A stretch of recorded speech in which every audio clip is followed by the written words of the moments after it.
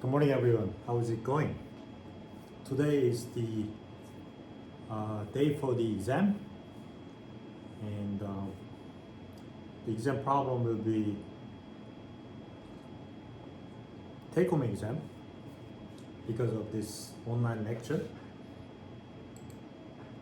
So I'm gonna go through this class. In this class, I'm gonna go through the exam problems with you guys, so that I'll guide you to be able to write the right answers to these questions. So this is heat transfer midterm exam, and let's see.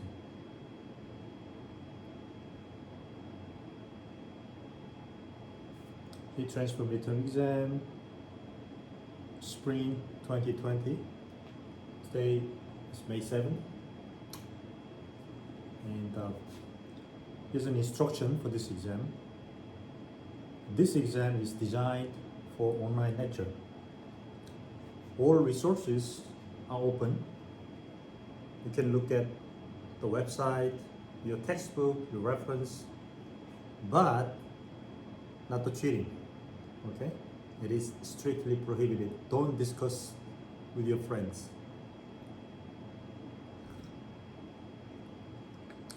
All answers are requested to be in the form of text writing. This is very special case probably. No equation or no figures are allowed. Okay? Then how can you answer? You'll see soon. In order to manage a fair exam, your test answers are going to be checked through a document comparison program.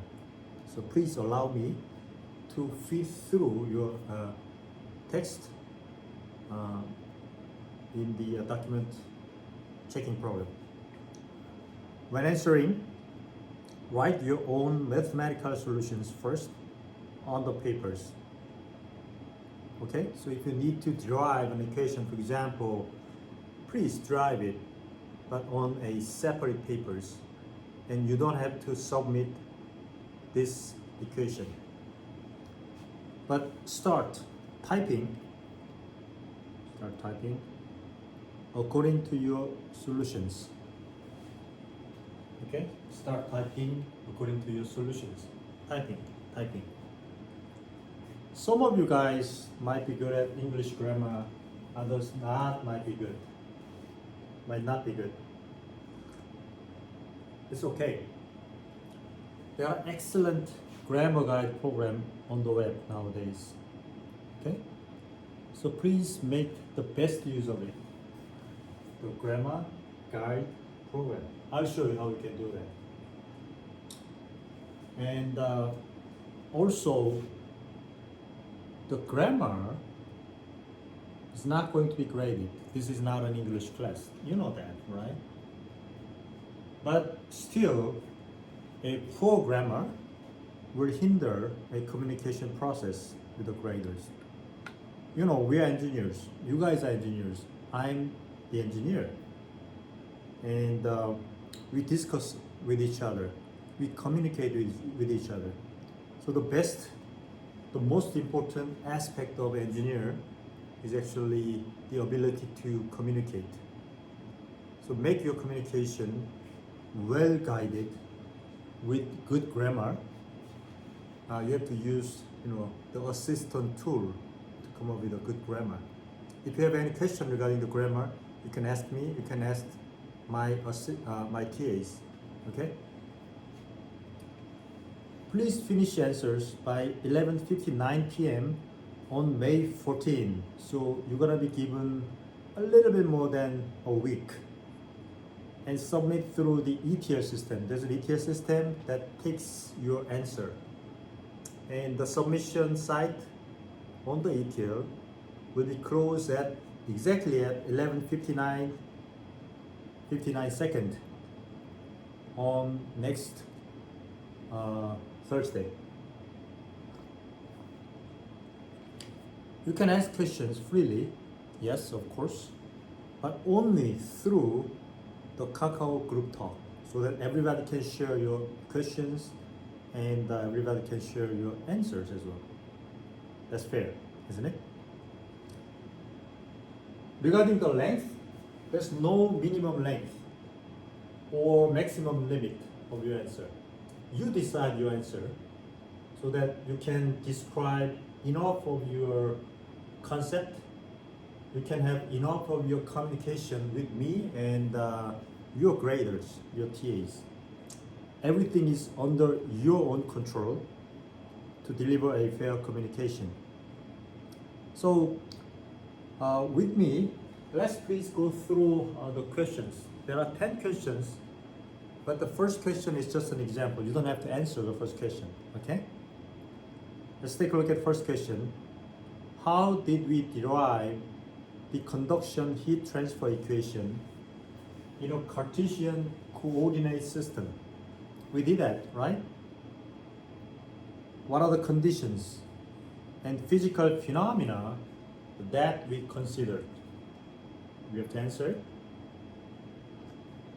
How did we arrange and compare the contributions leading to an equation, the contributions of the consideration of physics and other factors leading to the equation? So here's my example answer. Please use your imagination and, well, I didn't write the equation, but use your imagination to think about the equations, okay? Well, in many cases, too many of us are actually flooded with too much of concepts and equations. But remember, the equation concept is actually easily obtained and then provided and then explained if you have the right concept. So this exam is for you to actually understand such process in your future. Where exam is in textbook, equations are in your textbook. Equations are on the website, okay? You can easily find them. But what's really important is not these equations themselves, but the interpretations of the equations and the physical insight leading to the equation. Always keep this in mind. This is high-level class, not the mathematics class, okay? This is a class that teaches you the way of thinking, the way of doing higher level inference, okay? So I would like to look at you guys actually to come up with such kind of concepts. So here's an example answer. An example answer, no need to solve this problem, okay? So here's an answer. Now how you can derive the equation for the heat conduction equation for the Cartesian coordinate system. Okay, here's what you do. We isolate an infinitesimally small element in a Cartesian coordinate system. Remember, little cube, right? And consider heat transferred in and out of this element, right? Now you have imagination, right? You guys have figure in your brain. Such element has 6 faces, of course, it's a cube, right? And the heat conducted in is considered as a positive energy flow per unit time, per unit area. Watt per meter squared. That's Q double prime, remember, right? So you have a phase, heat conducted in, conducted out. What happens? This is infinitesimally small element, right? Since this element is very small, but not smaller than the mean free path of a photon, right? Yeah, this is really additional explanation, much higher level explanation regarding this derivation process, because we even consider nanoscale phenomena in this case actually, right? So this kind of assumption is not valid. Then you have to think about something else, right? And this is called continuum, C-O-N-T-I-N-U-U-M, continuum assumption. All right, under this continuum assumption, the difference of conducted heat conducted in, heat conducted out, difference in a coordinate direction, for example, x direction, in one of the coordinate direction, can be described by a continuous infinitesimal change with respect to the small length in the direction. In other words, this stands for partial q partial x times dx, isn't it? Right? So in your equation, probably you did that. You read the equation and then translate into the language. Okay? It's a very interesting process indeed, right? Such difference will be a negative value because the infinitesimal change in the increased direction of coordinate will be positive. Remember, infinitesimal direction will be positive, so that the heat transferred out will be considered as a negative, right? So if you take the difference, such infinitesimal difference will be negative. Net heat will be conducted out. That's our assumption, right? Now, the heat transfer can be explained by the phonon diffusion. Remember, here we are talking about the diffusion process. Heat will be diffused like the particles diffused by concentration gradient. So why the heat energy and the particles diffused by the same way? Because they are considered as particles. Heat is not a particle, but considered as a particle. That's why we call this phonon, right? And because there's the wave particle duality, which some of you guys actually will learn much more in a deeper level of quantum mechanics later on if you are interested. But this is just an introduction. So now the heat can be explained by the phonon diffusion driven by the temperature gradient. In other words, partial derivative of the temperature in the direction of interest. The more explanation you provided, the more chances you will have to persuade me into giving you a good grade. Okay?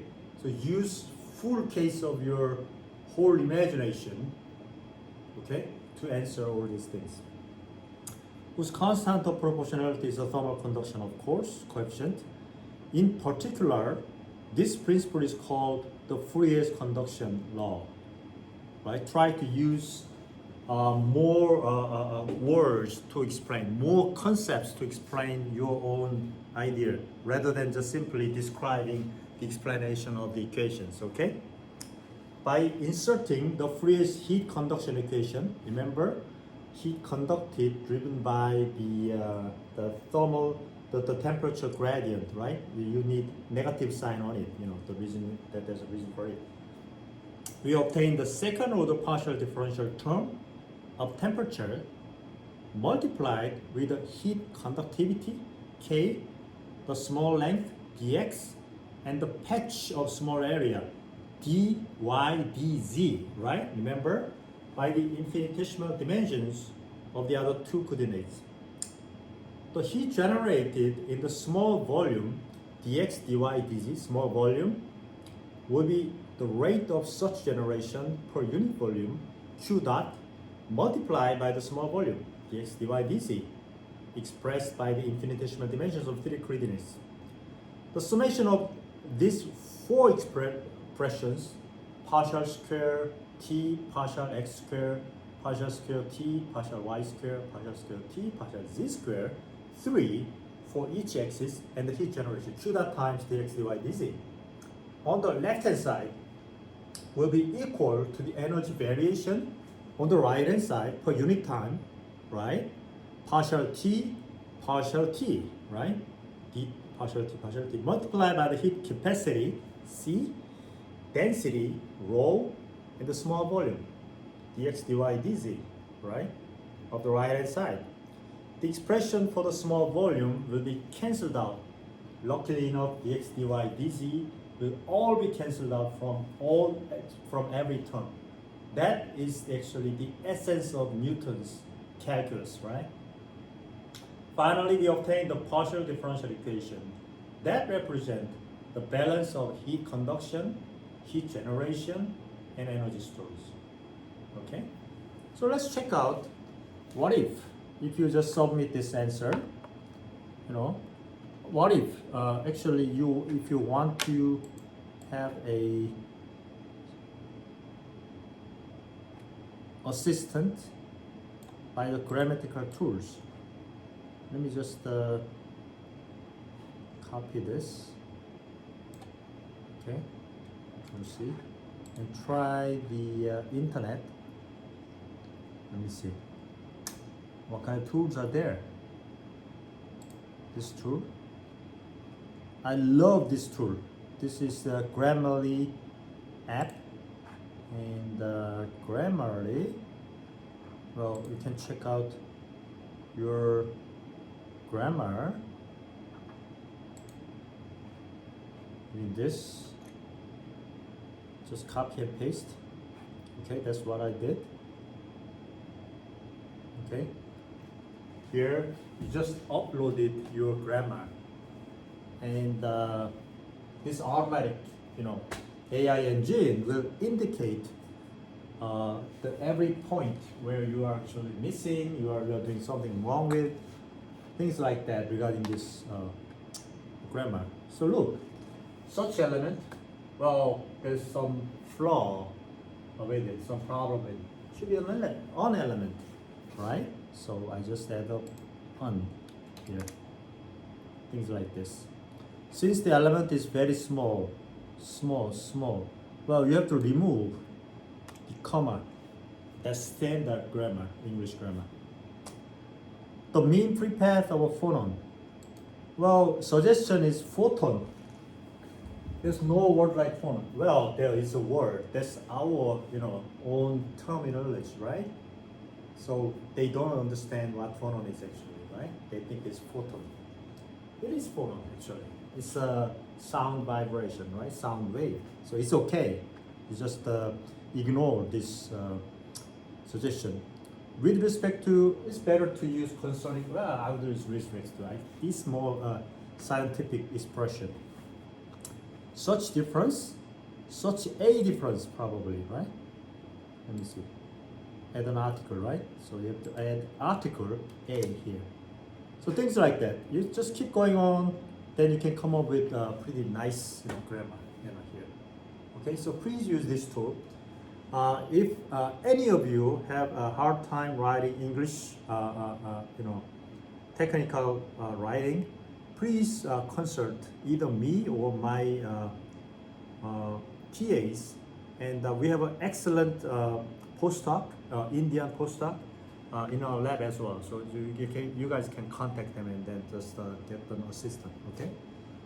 So there's no excuse about the English, all right? And at the same time, there are tools like this that can compare this grammar. So I've already I've already copied my grammar on the left hand side, and then I try to copy my grammar, so my answer on the right hand side. So this is called, what is it called? There are many of these tools actually. PrestoSale. I'll send you guys these websites, okay? And just compare them. It says, 불뚝? Right, I don't know why. Chimney. Because they think I'm a robot. Yeah, look, it says 100% match. And I eliminate some of these, for example. I eliminate some of these answers, for example, and then compare again. And the answer says, well, 58% match on the right hand side and 100% match on the left hand side, and the 100% match on the right hand side. And it indicates where it matches or not. So if you guys just copy from your colleague, your friend, well, this will be the source, 58%. This will be the guy who actually copied. So make no mistake, okay? There's no escape. This powerful, engine can find everything about your copy, your paraphrasing. You write the same sentence and change the words. It can find out. Don't worry, okay? So this exam will be really, really fair. Well, fair about what? Fair about your grades. I got something to talk about your grade. This semester, almost every lecture is an online lecture, and professors have hard time finding a good tool to go through good grading process.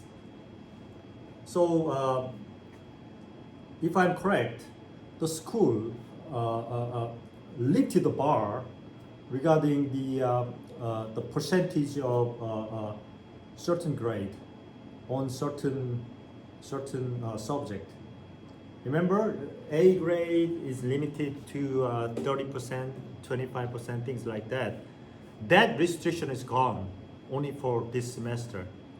So school asked me if I have to give you guys SU grade or ABCD grade. I said no. You guys need ABCD grade because some of you guys actually will need such letter grade on your transcript because you guys will apply for example, good school, right? Good, grad school, for example. You need subscript, transcript, right?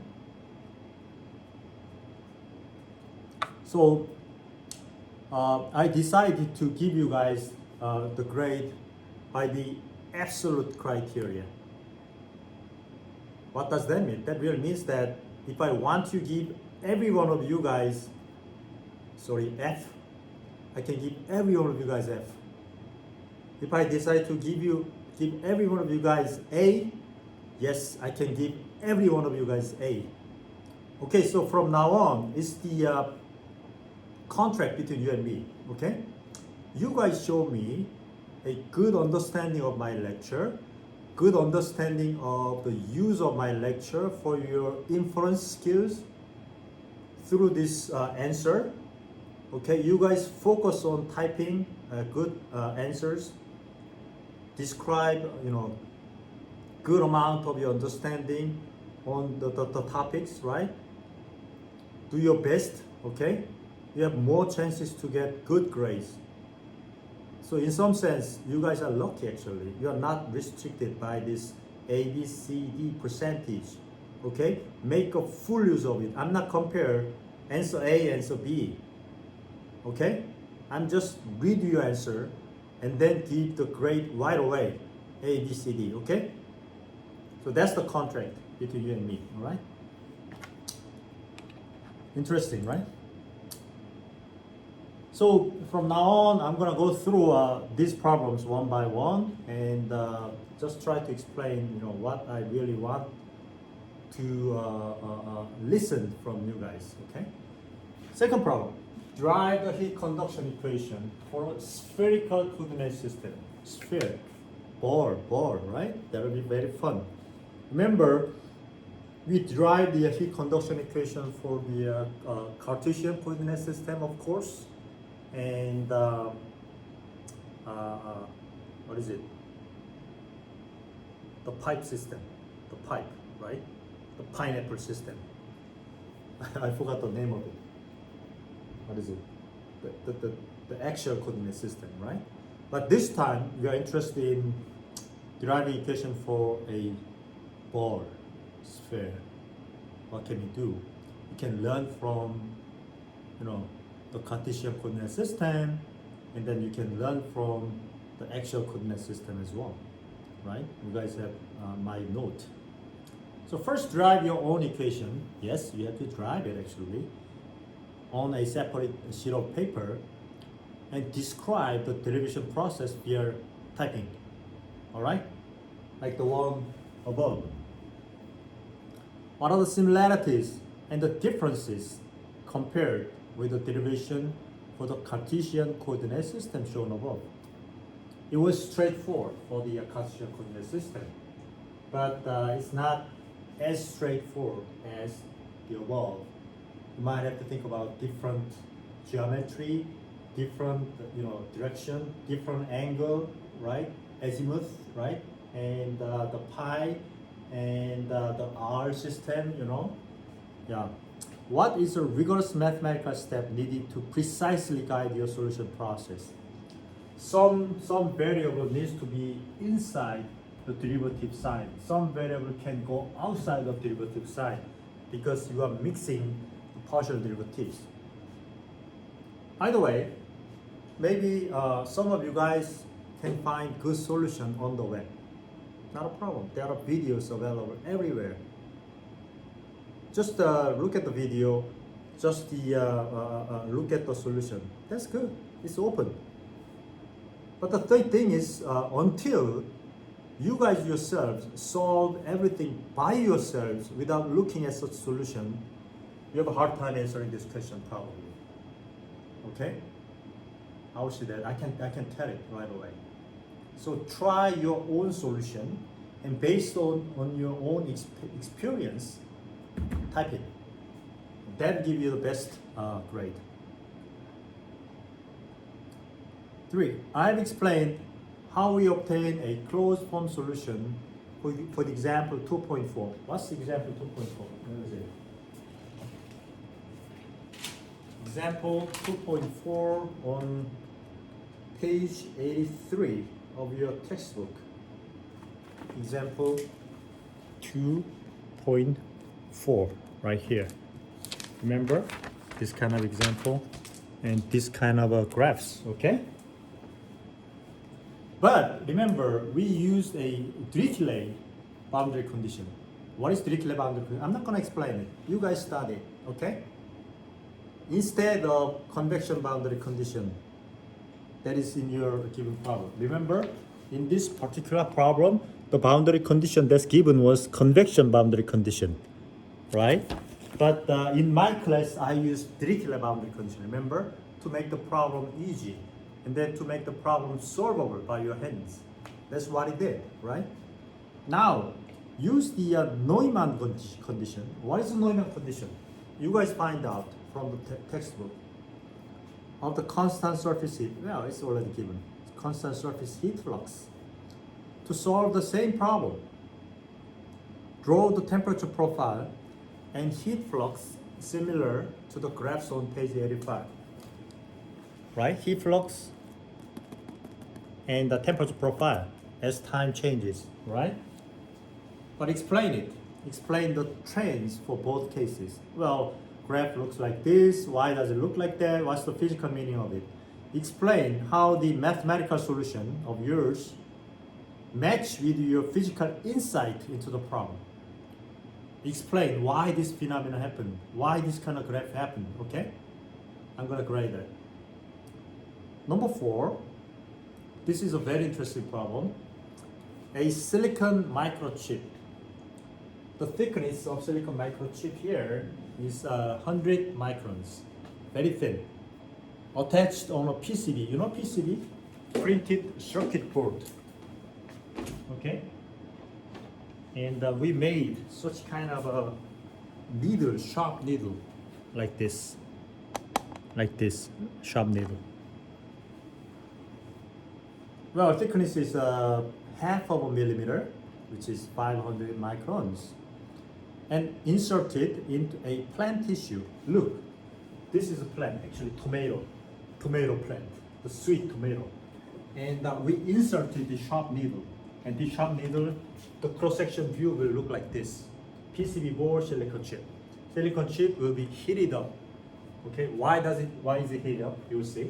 And if you take a look at the cross-section, you see that there are capillaries that carries the flow with it. It's called the sap flow. Sap flow occurs because this tomato will do the transpiration, evaporation of the water for a couple of important reasons to survive actually. Okay. So we want to measure such set flow rate.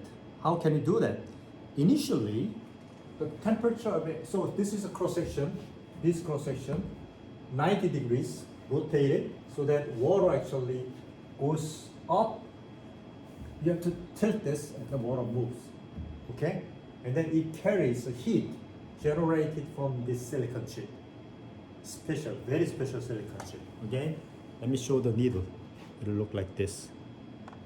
These sharp needles are inserted into tomato plants. Some are inserted into large trees to measure the set flow rate. What is set flow rate? Just check it out on the web. Initially, the temperature of every element is at 25 degrees Celsius. Make sense? When there's no set flow, no flow at all, just by the contact, the silicon chip temperature rises up to 28 degrees Celsius. This guy, the temperature rises up to 28 degrees Celsius because we do the heating. Due to the heat dissipation of 20 milliwatts from this chip, we can do that. We can use microelectronics to provide such kind of a command of heating and measuring the temperature. However, the silicon chip temperature decreases down to 25 degrees Celsius. Why? Because of the set flow around the chip assembly. Because of the flow that carries the heat from the silicon chip through the plant tissue. Remember, between the chip and then between the capillaries, there's a thin layer of plant tissue, actually. Okay? Calculate the convection heat transfer, H value here. Okay? Over the surface of plant tissue to cause the temperature drop by 1 degree Celsius from 28 degrees Celsius down to 27 degrees Celsius. Why? Because it carries the heat with it. What is the heat convection coefficient? You have to calculate it. Assume one-dimensional steady state lumped heat transfer problem. Use the concept of thermal resistance. So this is a really good example problem to use the thermal resistance concept to solve the problem and explain the solution process. You have to explain the whole solution process. Again, obtain your own solution on the left hand side. Take a look at it. Type it. Okay. So this model is like that, and according to this calculation, we have this value. Of course, it will be numerical value, right? And it will be this thermal resistance. It will be like this. Unit is like that. Blah blah blah, and so on and so forth. Find every information. Remember, this is half open question. Okay. All the parameters, all the constants you need, find out from the web. I'm not going to provide it. It's part of your answer process. So no two answer should be the same, remember? Because this guy will find the source from this side, the other guy will find the source from the other side as well. Prepare your own solution and start writing. Never show any equation in the answer. Some of you guys, in my previous experience, really want to use equation and the numbers. Don't do that. You don't have to do it, okay? And explain how the mathematical solution that you obtained using the concept of thermal resistance matches with your physical insight into this problem, okay? Because heat is actually convected at the surface. It went through this plant tissue, but plant tissue has certain kind of a thermal conductivity compared with the PCB board. Remember, PCB board is like this, printed circuit board. Thermal conductivity, you can check out and find out from the web. Each and every one of you guys will find probably different answers. Number 5, remember the old thermometer. I'm not talking about digital, but I'm talking about the old classical thermometer that looks like this, that has a bulb, underneath. It's called mercury thermometer, okay? Mercury thermometer works by the principle of thermal expansion of the liquid inside the bulb, leading to the rise of the liquid above the tube. So if you are really wondering how that works, please go to the YouTube and then watch it. It's only 3-minute video. can understand.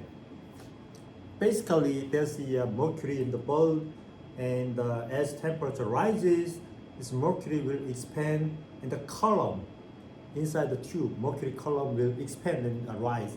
And there are scales. You can read the scales, and then you can do calibration. You can interpret it as the temperature of that rise. Calculate the rising time.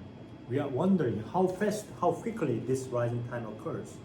As a function of other parameters such as the size of the bulb, cross-sectional area of the tube, heat capacity is given as a mercury, and the thermal expansion coefficient of mercury, and the thermal conductivity of thin glass. Remember, glass surrounding the bulb is pretty thin. You can assume that it's very thin. How thin is thin? You decide, okay? So how can you make this rise occur quickly? Because we are interested in taking the temperature very quickly, right? Explain it, Use lump transient analysis. Remember, this is transient problem, right? And lumped problem to obtain the result. But explain in which case such lumped analysis is valid. Remember, there are certain cases where this is not valid. In order to make this lumped assumption valid, you need to use the concept of a non-dimensional number. What is that number? What is the meaning of that number? You have to explain it, okay? Explain the physical meaning of dimensionless number, of course, right? Use your own definition of parameters and variables. Radius, R, height, H, L, whatever you can. Again, write down your answer and type in the answer using, Microsoft Word. By the way, I forgot one more thing. We accept the answers only in Microsoft Word. Docs problem, DOCS. Okay. Submit your answer only in DOCX format. Okay, Microsoft. Our school has free account of this Office, right? So there's no excuse again. No text only, no other program. Use Microsoft Word, okay? Just to make everything uniform. Explain how the mathematical solution and your physical insight into this problem matches. Number six. Find the numerical solution for a temperature distribution due to heat conduction over a disk. You have a disk and there's a boundary condition outside. Heat will be conducted, okay? Assume a single dimension, okay? Again, there's only R coordinate system, right? Everything is symmetrical. Steady state problem. But use the MATLAB program that I emailed to you guys, remember? The script file and the temperature distribution, remember? This MATLAB program. Well, where do I have it? I just attached to the end of this explanation. Remember this MATLAB program? Right? I gave you guys this MATLAB program on April 14. It's a beautiful program that provides you with numerical solution. So use that program, okay? Just modify it. There's nothing difficult, nothing esoteric about the use of this script language of MATLAB, okay? You don't have to learn too many things if you are a novice, right? But if you're experienced, of course, you can easily do it. So in any case, this is easy. MATLAB script file, modify it, and in this case, you don't have to submit any answer. Number 6, no text submission. Just submit a working script. Try running this MATLAB on your computer, because each and every one of you can take the account from Seoul National University, right? Easy. And then run this MATLAB program see if you can draw nice, beautiful disk graph with temperature distribution, okay? Something like this. Nice disk, right? And the surrounding temperature is the heat convection boundary condition, okay? See how this temperature distribution occurs inside. And you have to use the numerical solution. You know what I'm saying, right? And instead, provide comments with this sign. Because every time you use this sign, the typing after this is not a part of the program, right? It's just a comment. So provide, a lot of comments. This line means that, this line means that. This is the physical meaning of this is like that, and, things like that. 7. Use the concept of energy conservation as in the section 3.3.2 to obtain the thermal conductivity of a cylindrical object in equation 3.33 of your textbook. Let's take a look at your textbook. Equation 3.33. Well, it's right here.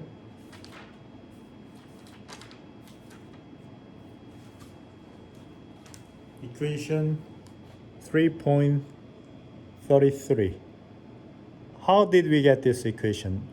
We got the temperature first and then took the derivative of the temperature to obtain the heat flow, right? But here, let's not do that. Use energy equation to directly obtain this equation. How can you do that? There's a hint in section 3.32. Right here, 3.32, the sphere. There's an energy equation. You can use the same energy equation to obtain exactly the same answer. Easy, okay? Again, write down your own answer, translate into typing. 8. Consider the solution process of one-dimensional unsteady heat equation 5.29. Remember? 5.29 is right here.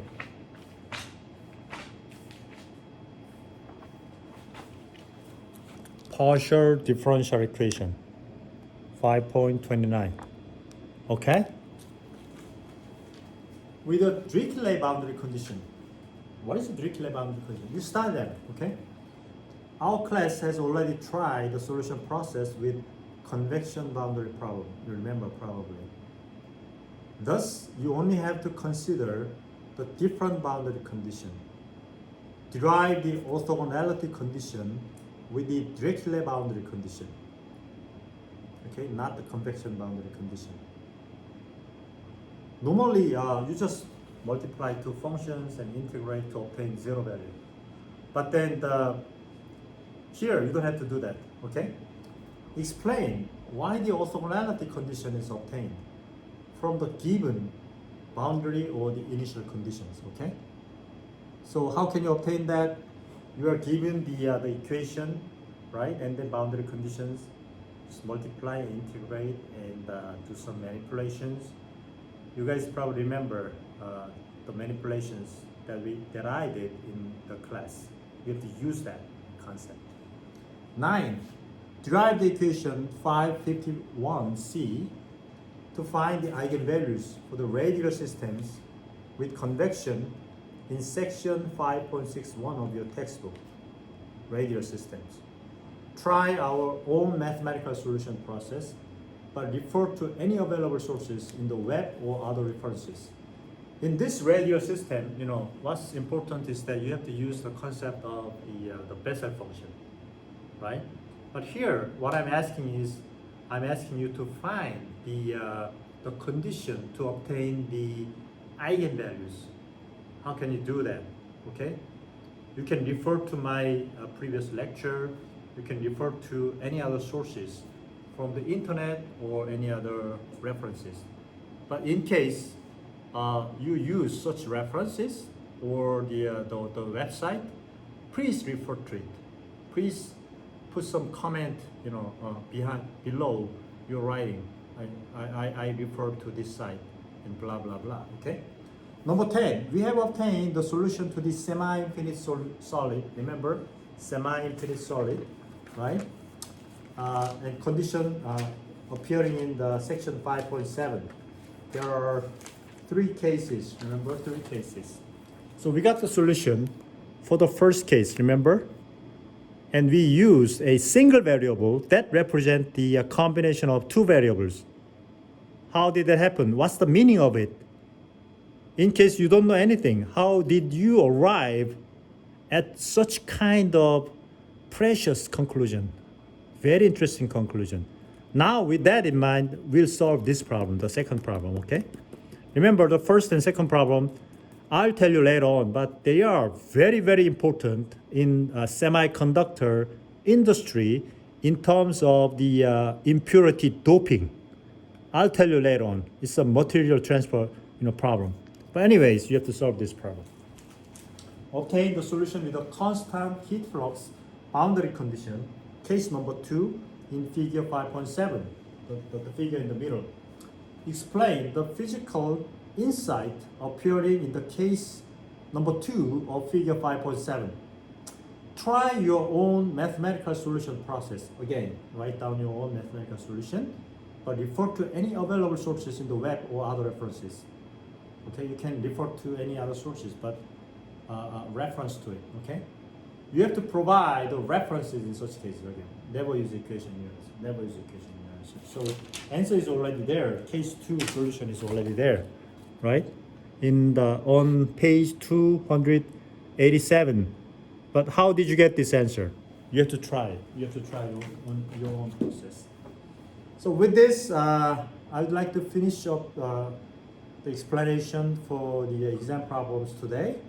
So today is the exam day, and you'll be given 1 week, and I hope everybody have a good answers, and good luck with you guys, okay? And have a good weekend too. I'll see you next Tuesday. Thank you. Bye.